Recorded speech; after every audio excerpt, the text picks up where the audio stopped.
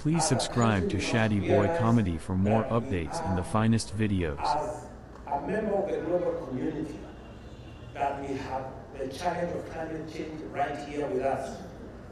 In Kenya today, we have famine, we have drought, the most severe in 40 years, confirming that we are already suffering the effects of climate change.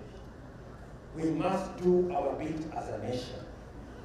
And for us to have water, the way we have water in this dam, we must mind about our environment. As a country, we have made the policy decision that we must plant 5 billion trees. Every Kenyan, 50 million of us, must plant at least 100 trees, either in your compound, in your farm, or in any other place you find.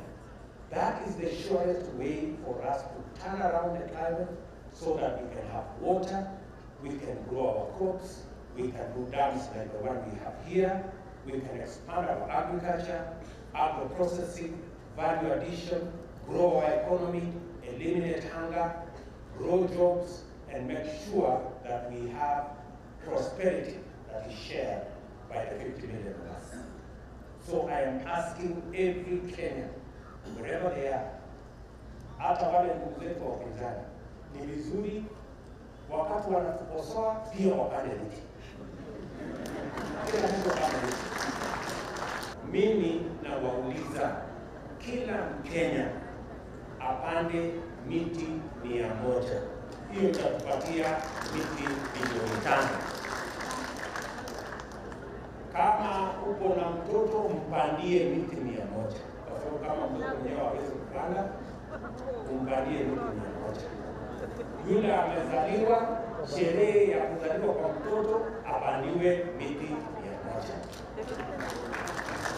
Hivyo ndivyo tutahakikisha ya kwamba kuna mazingira ambayo itatupatia hali, ambayo itatupatia maji, itakayotusaidia tuweke kwa damu, tuzalishe chakula, ndio tuondoe njaa na kuhakikisha kwamba tunatumia hiyo kilimo kuzalisha uchumi wetu, ipatikane ajira na vile vile ipatikane pesa, ndio tuweze kuendesha ama kuondoa umaskini.